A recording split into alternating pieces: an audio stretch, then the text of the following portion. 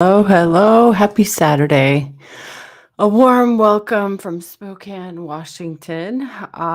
Saturdays are a time that I come in around 10:30.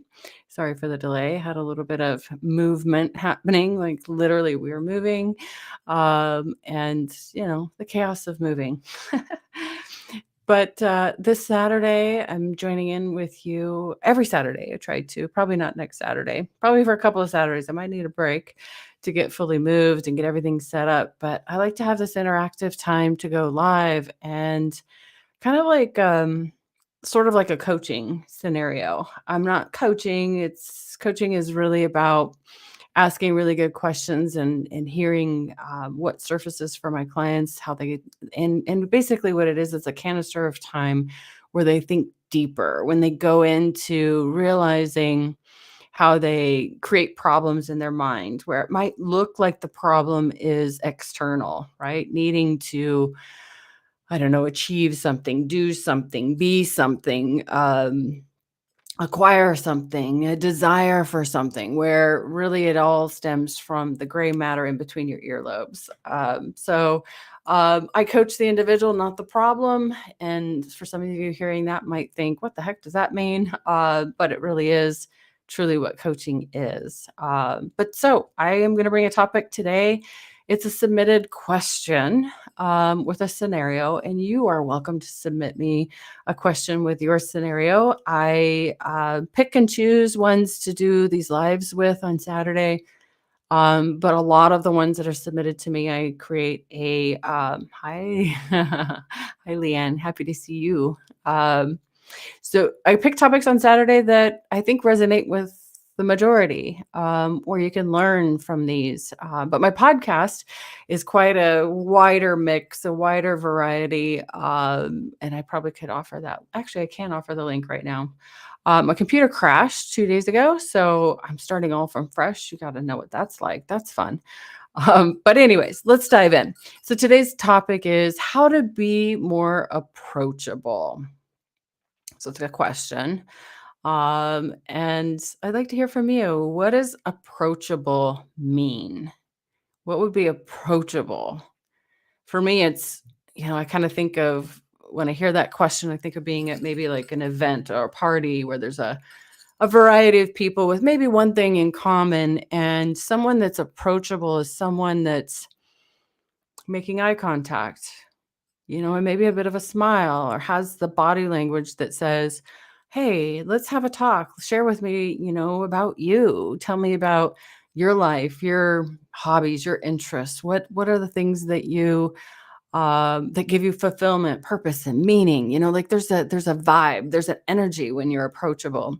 Somebody that's not approachable would be someone that's closed off, and they're not making eye contact, and they have this energy about them that says, yeah, I don't really want to get to know that person. I want to stay clear from that person. I always think of some people like have this what almost feels like a dark cloud about around them or over them, and you're just kind of like, yeah, that's a no. So today we're gonna talk about being approachable. This person submitted, yeah, smile can go a long ways. Thank you, Leanne. That's a great one. That is really, really exactly so true. It's inviting, it's warm, you're drawn to it, you're attracted to it. So yes, thank you for engaging. If you are a client of mine or know me well, you know that I love a good quote. So I like to summarize really what I'm going to go into with a quote. And so the one that rose to the top for me today is the relationship you have with yourself sets the tone for every relationship we have. So I think just like Leanne points out, the smile can go a long ways. When someone smiles, that really gives you a peek at their inside, right? Kind of back to this quote. The relationship you have with yourself, it shines on your exterior. So to me, back to the party, and you see someone that's closed off, not open, not making eye contact. To me, that's someone that's really suffering, someone that's struggling with something, someone that's thinking a lot. They're all up in their head. They're not in their heart. They're not in their soul. They're very much overthinking, analyzing, worrying about what people think of them, worrying about things that are out of their control. They're just really stuck up in their head. Is that a person that I'm drawn to? Is that a person I'm attracted to? No. I love having conversations with people that are really grounded, very present, deeply listen to me, people that can speak in a deep way that almost like I can learn from them and grow from them. I've had a couple coaching sessions this morning with clients, but I also had a wonderful conversation with someone that I'm going to do an audio LinkedIn podcast, if you will, in April. And we had scheduled 15 minutes and we were chatting for an hour. First thing this morning was like right out the gate. We jumped into this conversation. I've never met him before. But we had kind of batted messages back and forth, and we just had the most rich conversation. It was just so I told him, I was like, I could talk to you for hours. Like, he would say stuff, I would say stuff. We were reflecting off of each other and about our journey and about our experiences. And that to me is someone that's approachable. He just has this openness, this magnetic charm and charisma. And that relationship to yourself is imperative. How you see yourself, your confidence, how that self-love, self-compassion, just, these things are really that unconditional love for yourself. Because if you do have this foundation, offering it to other people is easy. So the relationship you have with yourself is that foundation, and you can't build a house, you can't build a castle on a foundation that's not stable. So that relationship you have with yourself, it is the foundation upon what all relationships are built for you. So it's critical to have that foundation. Understand it first. Understand what it means and see it and feel it and experience it. Because if you're the type of person that's critical and judgmental of yourself, you're going to be critical and judgmental of other people. Yes, your energy. Yeah, exactly, Leanne. When I meet someone that's judgy, you know what I mean, right? Judgy. When they're judgy of others, when they're talking about other people, when they're finger pointing and they're blaming and they're talking about other people, I always pause and I look at them and go, wow, what is it like living in that person's body with that inner bully? Because that's what it is. It's a voice in their head. So if they're blurting out and they're pointing fingers and criticizing and judging other people, living in that body and with that mind and that voice has got to be haunting. So that relationship to yourself shapes the way we interact with other people. It influences how we talk, our body language. It influences the dynamics of every connection, every relationship, every family member, every person that you attract into your life, and has a tremendous bearing on those romantic relationships too. But by prioritizing self-love, self-compassion, self-care, you have a full cup, you have a full battery, you have a full bandwidth of taking care of yourself and cultivating healthy, fulfilling, deep, intimate relationships with other people. You have to have these tools in your tool belt and know how to do it for yourself to be able to do it for other people. So when you treat yourself with compassion, with empathy, with kindness, with grace, respect, you have the tools in your tool belt to do it for other people. All right. So feel free to put in the comments a word to describe how you feel right now. And that doesn't have to do anything with what I just said. That was just kind of like what do you call it? Like a preview of what's to come. But what's one word to describe how you feel? For me, I feel really strong. For some of you, very few of you probably know that I do bodybuilding. I haven't really done a lot of posting social media about it. I've really dialed back on that a lot. I used to post progressive pictures of myself, the beginning to the end, and there's a great value in that. And for me, because I can see the progress, and that's really validating, and it really gives me an insight on how I'm doing on my journey, right? But I'm not doing it this round. I'm really just keeping it private. But I'm feeling really strong, really, really strong, really excited. And some of you may or may not know my daughter, my oldest daughter, and her boyfriend are doing their first show at the same show. So all three of us are going through this journey together. And I say this a lot, that it's more mental than anything. Like, it has nothing to do with the food or the workouts. It's overcoming the mental challenges, because every day there's um, temptations. Every day there's voices in your head that's like, not today. You don't have to do it today. You can do this instead, but it's overcoming those. And what it does is it builds up such great resilience and grit. When you can do the tough things, when you're able to hear the voice, thank it, be, aware of it, and be kind and gentle to those voices, it really gives you great strength and resiliency in facing other challenges in your life. Like, it's such a cool, cool process. Ooh, reflecting. I love that word. Great word. Yeah. I love that question too. What word to describe how you feel right now? I think it gives you kind of a gateway or an opening to, and hopefully it's a positive word, which I think reflecting is a great word. Strong is a great word.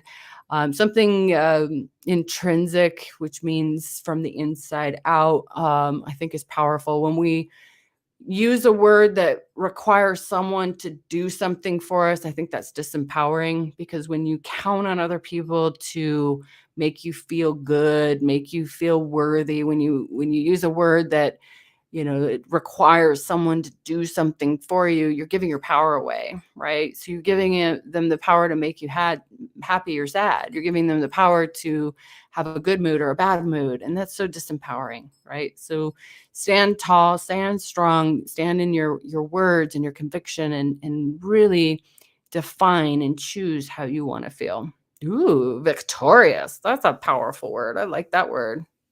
Nice. I like that. That's really good. Love to know the meanings of these words. But feel free to tell me where you're chiming in from. I'm in Spokane, Washington, 46 degrees, really gloomy today. It doesn't feel like 46 degrees. Well, maybe it does. Maybe it does. I don't know. This has been the weirdest weather ever. I'm hoping that there's no snow. I'm hoping that we can move forward and have summer. I'm looking forward to the longer days. I love it here, though. I love it here in Spokane. You can be in the city, which I am right now. I'm in the city, or you can be in the wilderness and moments. Like, pick or choose what you want. I love it here. So feel free to let me know what country, city, state, whatever you're comfortable telling me, where you're tuning in from. I love to see the variety of where people live and how I can reach out to people around the world through this thing we call social media. But if I haven't met you, I'm Katherine Hood. I call myself a happiness coach, certified in life, relationship, and health coaching. I started my journey as a health coach, and expanded into being able to coach anybody and everybody on any kind of topic. But really, primarily, is helping you define what happiness is for you and helping you achieve it. Florida, 70s, man, that's like perfect. Was perfect. 75, 72 is like the perfect sweet spot. I'm jealous. But anyways, I work with a variety of people that really want to up level their life, improve in some area of their life primarily. I love coaching. I get coaching every Thursday or more per week. I just have a scheduled one that's consistent, and then other means group coaching that I get, or I have an emergency line. I'm also starting the journey of being credentialed. I have almost 700 hours of coaching and enough educational hours to qualify for PCC. So I'm going through that process starting the end of March. So I'm really excited about. It's going to open up new doors, new possibilities, potentially. So we'll see. So anyways, last week we talked about, is having more responsibility a good thing? And we kind of discussed having an attitude and a mindset that can make all the difference in your day. And that's kind of, I guess, sort of what we're going to kind of talk about today, which is fine. But give me a thumbs up, no matter where you are, whatever platform you're on. Give me a thumbs up, a like, continue to comment. I have a lot of questions sprinkled throughout.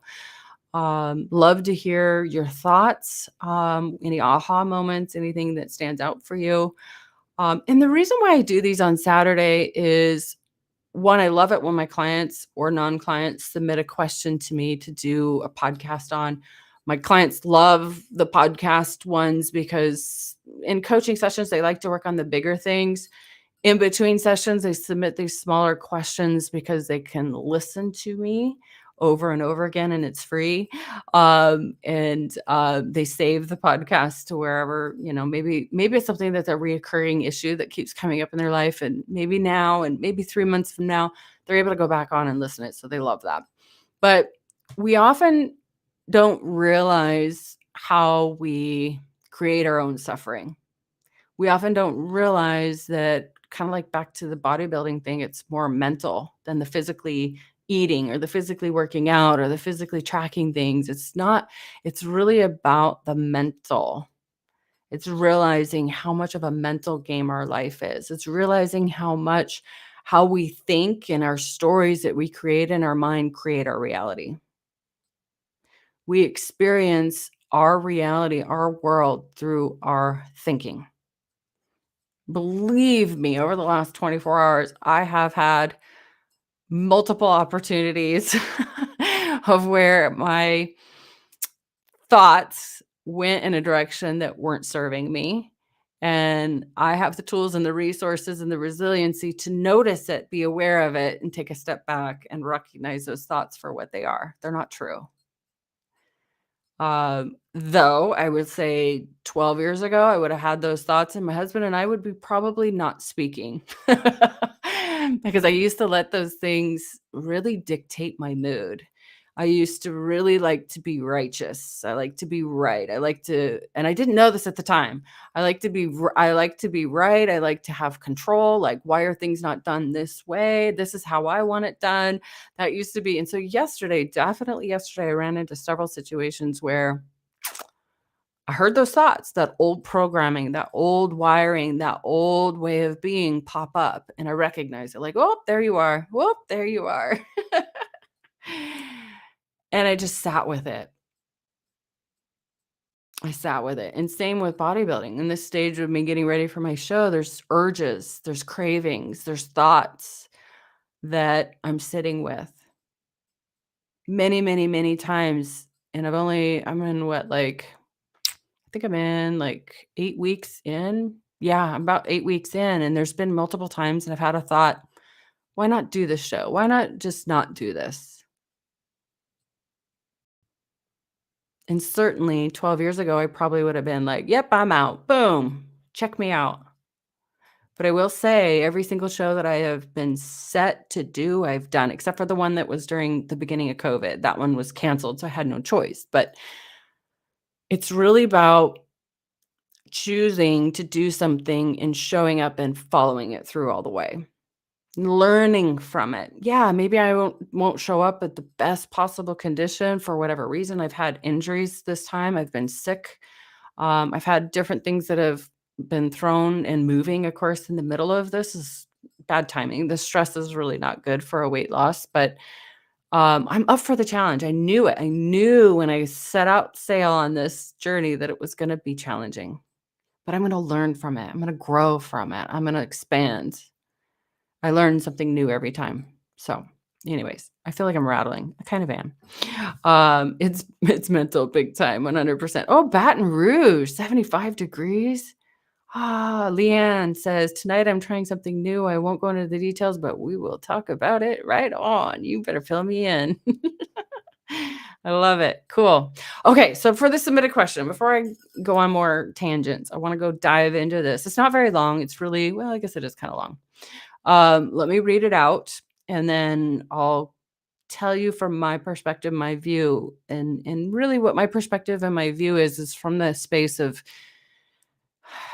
coaching, right? Coaching hundreds and hundreds of people on how to pivot and shift their life, seeing it through a different lens and understanding how their thoughts are creating their reality, how their thoughts are creating more of what they don't want in their life.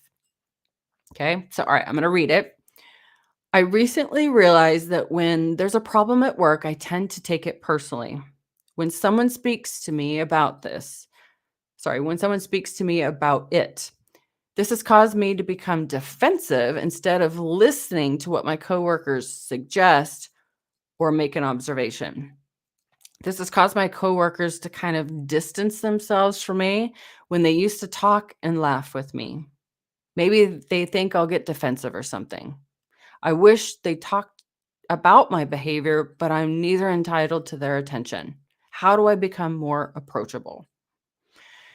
So, when submitting a question, I always ask for a good, solid question that's in your power and your control, but give me some context. The context is okay. I probably would have rather had a little bit more example, a little bit more detail on a specific situation, but this is great. Let's work with this. So if this was you that submitted this, or if you're going through something similar, I want to make sure that I state out loud and clear up front that you're on the right path, that you are okay and that there's nothing wrong with you. So what I hear and what's submitted is you've developed some sort of protective bubble to allow you to move forward, right? In a way that's safe and familiar and comfortable. Okay.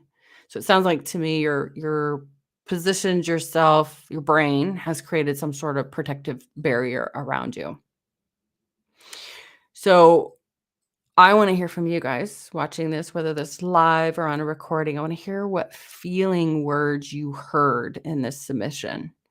And it could be in your own words. It doesn't have to be the words of this person specifically, but what feeling words did you hear? Go ahead and put it in the chat. And so for me, and I always ask and make sure, ask clarity. So it sounds like to me they feel left out. Defensive obviously came up. There's almost like a question about being defensive. I also hear feeling closed off or being closed off, non approachable, maybe even righteous. That might be a little strong of a word. Aggressive might be a strong word too. Maybe a negative, maybe a bummer or a downer. I mean, these words are pretty strong. But I would want clarity, a really deep understanding, and have them articulate how they feel. So if I was on a coaching scenario or a relationship or a coaching session, I'd really want them to describe how they feel, because how they describe how they feel helps me get a peek into their reality, the stories that they're creating at work, the relationship they have to work and the people they work with. Awareness is key. If you are not aware of your feelings and your thoughts, there's nothing there to work on, right? You can't see it. You don't know that it's happening. And the reason why I want to know your feelings is our feelings come from our thinking. We experience life and our reality through our thinking. That's why 10 people can see the same thing and have 10 different stories. So, do you know anybody that's defensive? Maybe at work, or maybe in a family dynamic, or in a friendship circle? Or maybe is that you? Do you realize that you're being defensive? Because again, I think this person that submitted this may not even be aware of it. So that's why a little bit more context about what's happening at work, maybe a specific story would help me understand more, get more clarity. So what happens, let's say you are defensive, what happens when you are reactive and defensive at work or at home or in other relationships? And what is the result if this pattern stays the same and continues? You see, awareness and clarity is really huge. Recognizing that you are or you're not defensive. If you're not, then we need to figure out what it is that's happening. But if you're willing to admit to it, willing to see it, willing to recognize it, take ownership of it, that's a huge step in the right direction. Because without awareness, there's no problem here. And you might go your entire life finger pointing and blaming everybody else, or blaming the job, or blaming the culture and the company. What ends up happening then is your world is going to continue to shrink around you. Over time, you're going to build up giant walls. Over time, you're going to shrink. Over time, you're going to distance yourself from people. Over time, you're going to call people weird or different or awful or mean or negative or whatever, and your world is going to shrink. So over time, if you're super critical of other people, guess what? People are not going to want to be around you. People are not going to want to share their valuable time with you. So being defensive is a you problem. It's no one else's problem. You've got to take ownership of it if that's real. Take responsibility for the thoughts and the feelings and the behavior that's happening that's creating this sense of defensiveness. When you take ownership, when you take responsibility of your thoughts, feelings, and actions, you empower yourself to make huge changes in your life. So when you acknowledge that you have control over your thoughts, your feelings, and your actions, you can start to shape your reality into something new and amazing. And what I love to do is help my clients align it with their deepest values, morals, goals, whatever you want to call it, wants, desires, whatever. I witness so many people that I first start working with don't have a clue what their values are. They don't even know how to articulate them. They're so busy and so consumed with the external world and what they should be doing and what everybody else is doing and what society and culture wants them to do. They don't have a clue who they are. I know that's a generalization, but it is what I witness. They're living their life from a reactive state, living a life that's reactive to the external world. And that's no way to live. That's exhausting. And how do I know? Because that used to be me. So self-awareness of how you react, how you respond to other people allows you to recognize patterns in your own thinking, in your own behavior, and what's holding you back. And what also gives you power to make more conscious decisions, more conscious choices that's going to lead you to a more fulfilling, purposeful life. Who wants more of that? So now what? Well, if you're defensive, if you're willing to admit that, and assuming that is the issue you're having, it's served you in some way. It's a pattern that your brain has created in a way, in some way, and it doesn't matter how or what, it's protected you and kept you safe. And that's a pattern. That's a habit of thought. And that's okay. That's normal. That means your brain is working really hard for you. It's a pattern that your brain is creating, well-meaning, and it has great intentions for you, but it can be unlearned. If it's learned, it can be unlearned. Rather quickly, actually. Our brain is very malleable. It'll adjust, it'll mold, it'll change, it'll do whatever you want it to if you understand how your brain works. And I go through that with all my clients at a third grade level. There's no need to stay in. Why did this happen? That could take months and years of therapy. It's just a habit of thought. That's all. It's simple. Your brain is working really well for you. And actually trying to figure out why reinforces it, makes it bigger, makes it larger. And a lot of people end up getting stuck to a label, or I'm this way, or I have a mental health problem, or I have an emotional problem. And that's going to keep you stuck. And you're going to actually feed your brain more evidence and proof that you are that label. And that's not a direction that I think you don't want to go. So instead of being an outcast, how do you want to be? How do you want the people at work to talk to you? What does it mean that they're laughing with you? What does it mean for them to feel safe to talk to you openly about anything? What else?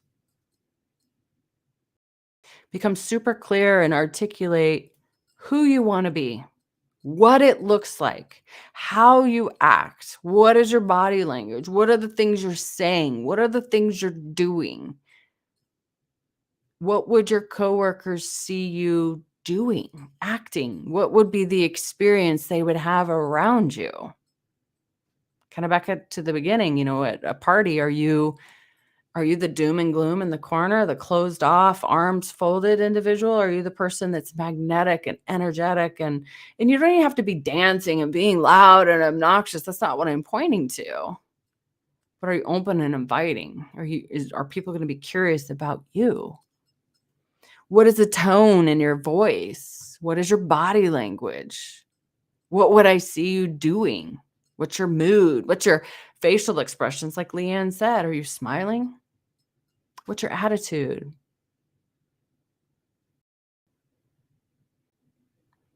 And the biggest key is it's gotta be authentic and genuine, who you are. That's why I said none of this means you have to be fake. You don't have to fake anything. But your energy does walk in the room before you physically do. So check yourself before you go into any event or into the job, and check your energy. Do you even like your job?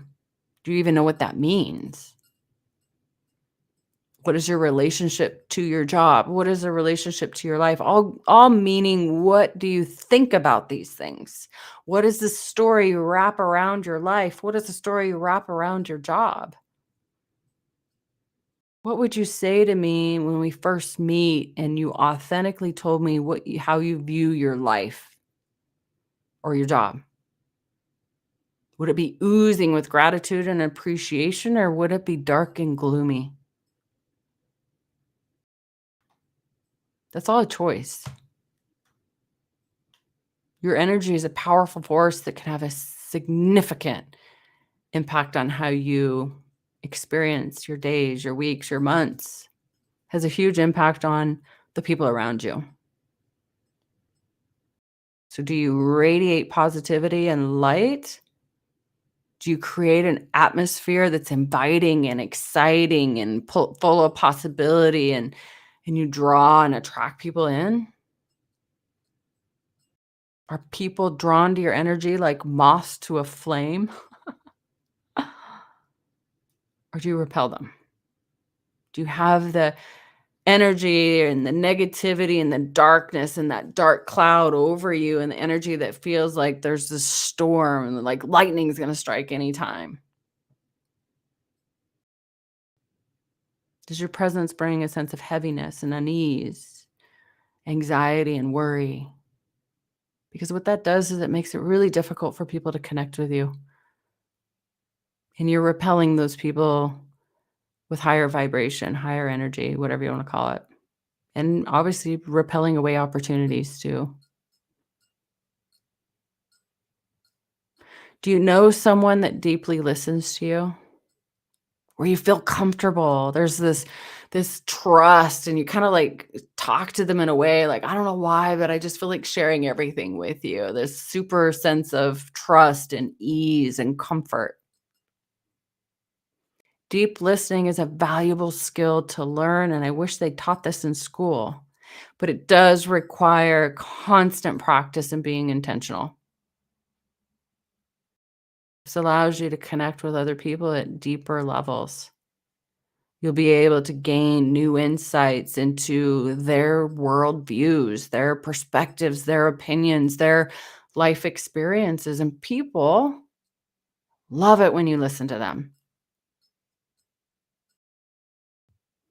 When you learn that skill and you're able to actively engage in deep listening, when you have the skill and the ability to be empathetic and understanding, it naturally fosters really meaningful relationships. So the beauty of listening to others will return a gift of them listening to you. Oftentimes, when you deeply listen to someone, they're going to reciprocate that. They're going to mirror that back. Because when you give someone the gift of feeling heard, seen, and important, they're going to want to give you that gift too, depending on their emotional intelligence. But oftentimes it works. And this is something that we all want. Why we all want to feel heard, seen, and important. That's kind of what I would be curious about in a coaching session is if you value that. I haven't yet to had anybody say no. So what potentially could make a huge impact on those working relationships where you feel seen, heard, and important? A lot of people think, well, they need to take the first step. That's not how it works. Strong emotional intelligence, mental fitness, whatever you want to call it, is you bringing the energy you want returned to the party, to the table, whatever you want to call it. So the good news is that you have the power to choose the kind of energy you want to project into the world and receive back as a gift. So by being mindful of the stories and beliefs that you hold on to, the stories and the beliefs that you wrap around your life, your job, your world, your relationships, and especially the one to you, yourself, will shift your attitude and perspective in all areas of your life. So choose to focus on thoughts that uplift you and inspire you rather than the ones that drag you down. Yep. See how they are doing, feeling. Yeah. But when you learn to train your brain to focus on what you're grateful for, what you're appreciative of, all the goodness and the beauty in the world, your brain is like a light seeking missile. It's going to look for more evidence and proof of that. When you stay in a world of doom and gloom and worry and anxiety, your brain's going to look for proof of that. So if you want to transform your energy, you want to be a beacon of light, look for those things you're grateful for. Increase your awareness. When you increase your awareness, you see more of your own thoughts. You see and recognize old patterns and old stories that might need updated, old narratives that you may not be fully aware of, you may not be conscious of. It might be like the white noise at Walmart, that music playing in the background that you know is there, but you don't hear it.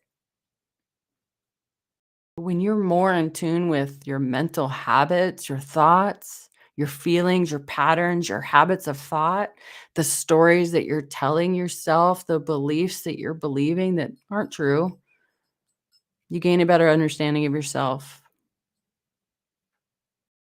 and you can change. Because again, your brain is working super hard for you. It's slowing down and being a human being, no longer speeding through life and being a human doing. Searching for answers externally is not where it's at. It's doing the internal work. So when you're more aware, when you embrace awareness, you're taking control of your own life. You're taking control of your own narrative. You're grabbing the wheel, the steering wheel to your life, and you're living your life from the inside out. You're making a positive change in your life and those people around you. So it's really important to articulate your new story, the relationship to yourself, and in this case, your work. It must be genuine, it must be authentic, and it must be your story. It must be natural. Can't be faked. So it can't be my words, it's gotta be your words. That's why I point out creating a new story.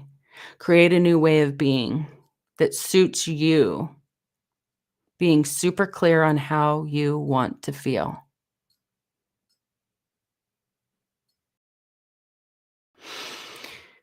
I do know for a fact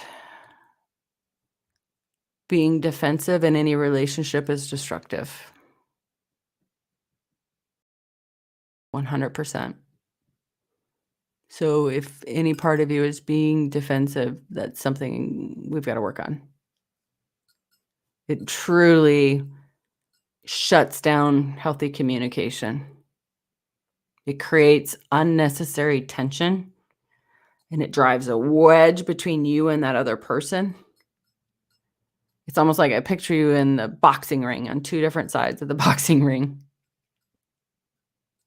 And whenever someone's defensive at work or somewhere, I know they're being defensive in other areas of their life, oftentimes relationships, like intimate partnership type stuff.